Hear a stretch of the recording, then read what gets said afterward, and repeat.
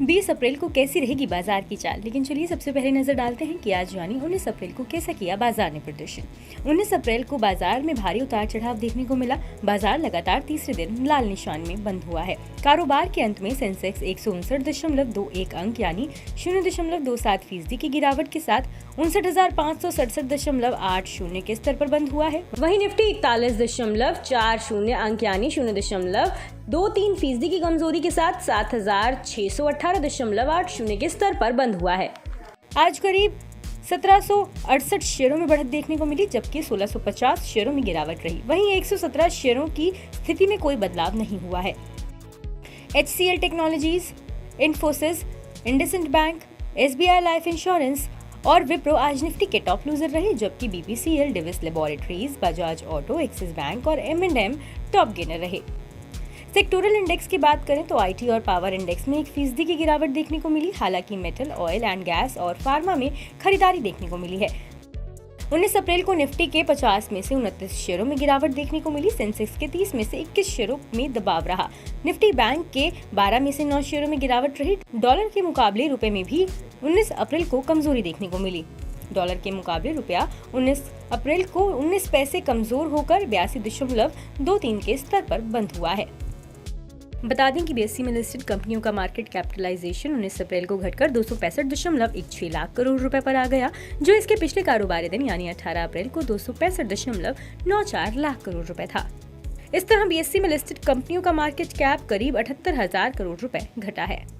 20 अप्रैल को कैसी रहेगी बाजार की चाल, इस पर कोटक सिक्योरिटीज के श्रीकांत चौहान का कहना है कि वर्तमान में निफ्टी 200 डे SMA के पास कारोबार कर रहा है। मार्केट स्ट्रक्चर से इस बात की उम्मीद बन रही है कि ऊपर की तरफ 17,675 की रेजिस्टेंस के टूटने के बाद ही मौजूदा स्तरों से एक नई रैली देखने को मिल सकती है।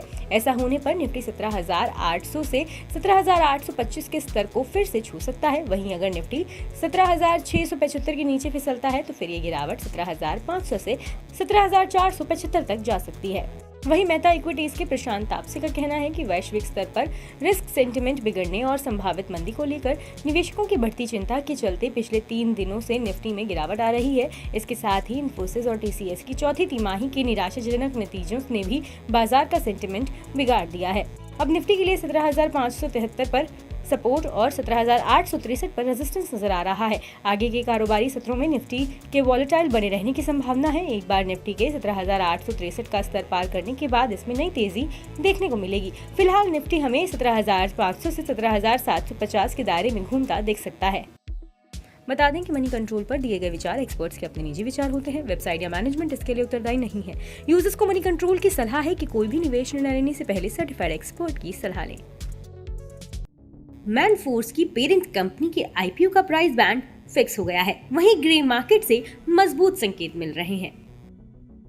सबसे ज्यादा बिकने वाले कॉन्डम ब्रांड में शुमार मैनफोर्स की पेरेंट कंपनी मैनकाइंड फार्मा के IPO का प्राइस बैंड फिक्स हो गया है। मैनकाइंड फार्मा ने 4,326 करोड़ रुपए के इशू के लिए 1,026 से 1,080 रुपए का प्राइस बैंड फिक्स किया है।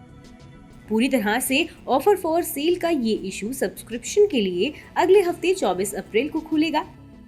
कंपनी के प्रमोटर्स और शेयर होल्डर्स 4 करोड़ से ज्यादा शेयरों की बिक्री करेंगे। अब अगर ग्रे मार्केट की बात करें तो इसके शेयर प्राइस बैंड के अपर प्राइस के हिसाब से 80 रुपए की GMP पर ट्रेड हो रहे हैं। हालांकि मार्केट एक्सपर्ट्स के मुताबिक ग्रे मार्केट से मिल रहे संकेतों की बजाय कंपनी के फंडामेंटल्स और फाइनेंशियल्स के आधार पर निवेश करने का फैसला लेना चाहिए। मैनकाइंड फार्मा के 4,326 करोड़ रुपए के IPO के तहत प्रमोटर और शेयर होल्डर्स अपनी हिस्सेदारी कम करेंगे। OFS विंडो के जरिए रमेश जुनेजा 37.1 लाख, राजीव जुनेजा 35.1 लाख, शीतल अरोड़ा 28 लाख, कियन हिल CIPEF 1.74 करोड़, कियन हिल CGPE 26.2 लाख, बेज 99.6 करोड़ और लिंक इन्वेस्टमेंट 50,000 शेयरों की बिक्री करेंगे। ये इशू सब्सक्रिप्शन के लिए 25 अप्रैल से 27 अप्रैल के बीच खुलेगा। एंकर निवेशकों के लिए इशू 24 अप्रैल को खुलेगा। इसके लिए 1,026 से 1,080 रुपए का प्राइस बैंड और 13 शेयरों का लॉट तय किया गया है। इशू का आधा हिस्सा qualified institutional investors, 15% non institutional investors और 35% रिटेल इन्वेस्टर्स के लिए रिजर्व है। ये इशू के लिए Kotak Mahindra capital, Jefferies, IIFL capital, axis capital और JP मॉर्गन लीड मैनेजर्स हैं। IPO की सफलता के बाद शेयरों का अलॉटमेंट 3 मई को होगा। इसके बाद NSE BSE पर 8 मई को एंट्री होगी। मैनकाइंड फार्मा की शुरुआत रमेश जुनेजा ने की थी। इसमें क्रिस कैपिटल और कैपिटल इंटरनेशनल जैसे प्राइवेट इक्विटी फर्म ने पैसा लगाया हुआ है। कारोबार की बात करें तो इसका सबसे ज्यादा फोकस घरेलू मार्केट पर है और फाइनेंशियल ईयर 2022 के नतीजों के हिसाब से यहाँ से उसे 97.60% रेवेन्यू हासिल होता है। इसके करीब 36 ब्रांड्स हैं। ये Manforce Quantum, pregnancy test kit Prega News और emergency contraceptive brand Unwanted 72 brand के नाम से प्रोडक्ट्स की बिक्री करती है। इसके अलावा ये एंटासिड पाउडर्स, मिनरल सप्लीमेंट्स और एंटी एक्ने प्रिपरेशन जैसे हेल्थ केयर प्रोडक्ट्स को भी बनाकर बेचती है। शेयर मार्केट से जुड़ी तमाम खबरों के लिए सब्सक्राइब करना ना भूलें मनी कंट्रोल हिंदी के यूट्यूब चैनल को। साथ ही साथ बेल आइकन भी जरूर दबाएं ताकि अगली वीडियो का नोटिफिकेशन आपसे मिस ना हो। इसके अलावा आप हमें फेसबुक, इंस्टाग्राम और ट्विटर पर भी फॉलो कर सकते हैं। स्टॉक मार्केट आज लगातार तीसरे दिन गिरकर बंद हुआ। बाजार का प्रमुख सूचकांक सेंसेक्स में 200 अंक से ज़्यादा की गिरावट देखने को मिली और इस गिरावट में तेजी जो बाजार में पिछले हफ्ते देखने को मिली थी उसको लेकर संदेह पैदा कर दिया है। ऐसा लगता है कि बाजार में जो पिछले हफ्ते तेजी देखने को मिली थी और बाजार लगातार 9 दिन चढ़ने के बाद लाल निशान में फिसला था, तो अब पिछले हफ्ते की तेजी को लेकर संदेह के बादल दिख रहे हैं और ऐसा लगता है कि यह तेजी 4 दिन की चांदनी थी। और आज के मार्केट में एक खास बात यह देखने को मिली कि मेटल शेयरों की चमक जो है वह अचानक बढ़ गई और आज बाजार के प्रमुख जो सूचकांक है उनमें सबसे ज़्यादा जो तेजी देखने को मिली है वह निफ्टी मेटल इंडेक्स। तो आखिर मेटल इंडेक्स में अचानक यह तेजी क्यों आई है, इसका क्या मतलब है और यह तेजी टिकाऊ है? आइए इन सवालों का जवाब जानने की कोशिश करते हैं। मैं हूं मनी कंट्रोल से राकेश रंजन। मैं आपको बता दूं कि आज यानी कि 19 अप्रैल को मेटल जो शेयर हैं वह अचानक उनकी चमक बढ़ गई और इसकी वजह से निफ्टी का मेटल इंडेक्स जो है वह अच्छी तेजी के साथ वो कारोबार कर रहा है और निफ्टी के जो प्रमुख सूचकांक है उसमें अगर देखा जाए कि सबसे ज़्यादा तेजी आज किसमें आई है तो वह है निफ्टी मेटल इंडेक्स। यह 0.63% की तेजी दिखा रहा है और अगर आज मेटल इंडेक्स में यह तेजी नहीं आई होती तो बाजार की गिरावट जो है वह और भी ज़्यादा होती।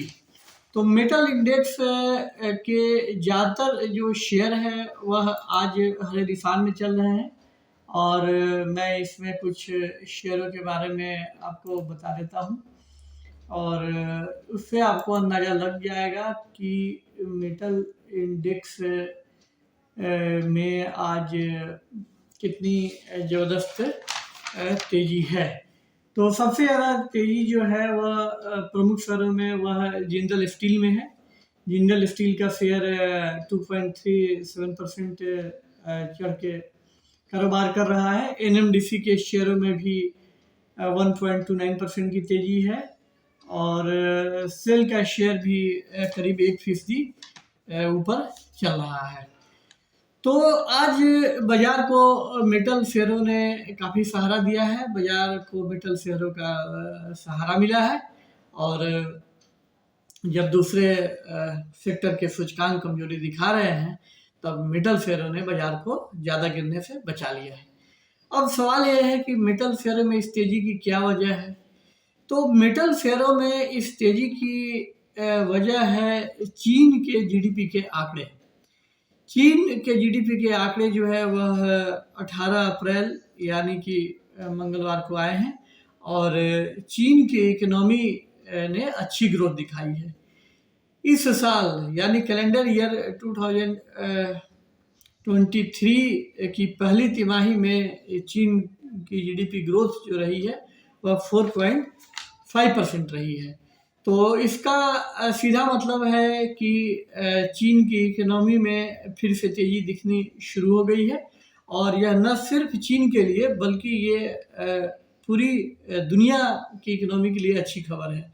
इसलिए कि चीन दुनिया की दूसरी सबसे बड़ी अर्थव्यवस्था है, उसका आकार बहुत बड़ा है और अगर चीन की इकोनॉमी की ग्रोथ अच्छी रहती है तो ग्लोबल इकोनॉमी की ग्रोथ को बहुत सपोर्ट मिलेगा और ख़ासकर ऐसे वक्त जब दुनिया में अमेरिका और यूरोप की इकोनॉमी में प्रॉब्लम दिख रही है और यह माना जा रहा है कि इस साल जून तक अमेरिका और यूरोप की इकोनॉमी, खासकर अमेरिका की इकोनॉमी जो है वह मंदी में जा सकती है और ऐसे में चीन की जीडीपी की अच्छी ग्रोथ जो है वह ग्लोबल इकोनॉमी को बहुत सहारा देगी और न सिर्फ चीन की बल्कि इंडिया की भी ग्रोथ जो है बहुत अच्छी है।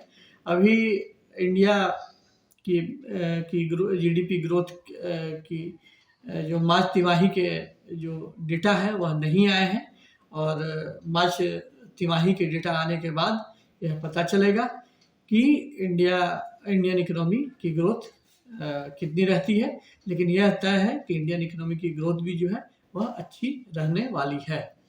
तो चीन की इकोनॉमी की जो ग्रोथ है वह कई मायनों में वर्ल्ड इकोनॉमी के लिए एक अच्छी खबर है और इसका असर न सिर्फ इंडिया में 19 अप्रैल को मेटल शेयरों पर देखने को मिला बल्कि क्रूड ऑयल के प्राइसेज भी जो है इस खबर से थोड़ा सा वो चढ़ गए हैं। हालांकि अभी भी ब्रेंट क्रूड का प्राइस जो है वो $84.84 प्रति बैरल के आसपास है, लेकिन इस चीन की जीडीपी की अच्छी ग्रोथ से इसमें ब्रेंट क्रूड में 7 सेंट्स प्रति बैरल की तेजी देखने को मिली है। तो अब सवाल यह है कि चीन की इकोनॉमी पर में जो यह ग्रोथ दिखी है उसकी सबसे बड़ी वजह क्या है। एक्सपर्ट्स का मानना है कि चीन ने जीरो कोविड अपनी पॉलिसी को कुछ महीने पहले पूरी तरह से छोड़ दिया था, उस पर रोक लगा दी थी और उसके बाद से चीन की इकोनॉमी में अच्छी ग्रोथ दिखी है और जीरो कोविड पॉलिसी बंद होने के बाद चीन में आर्थिक गतिविधियां फिर से बढ़ने लगी और जो चीन की इकोनॉमी के प्रमुख डेटा है, जो रिटेल सेल्स का डेटा है या जो होलसेल सेल्स के डेटा है, उससे इस बात की पुष्टि होती है और चीन की इकोनॉमी में 4.5% की जो ग्रोथ पहले क्वार्टर में देखने को मिली है।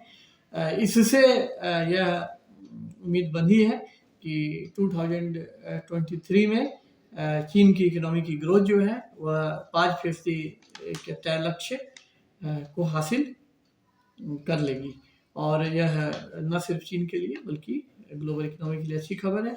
और इसी वजह से दुनिया के दो प्रमुख फाइनेंशियल कंपनी जिसमें कि सिटी बैंक है, सिटी ग्रुप है और सोसाइटी जनरले हैं, इन्होंने चीन की इकोनॉमी को लेकर अपने फोरकास्ट जो है वो बढ़ा दी है और उनका यहाँ तक मानना है कि इस साल यानी कि 2023 में चीन की इकोनॉमी की ग्रोथ जो है वह 6% से ज़्यादा रह सकती है।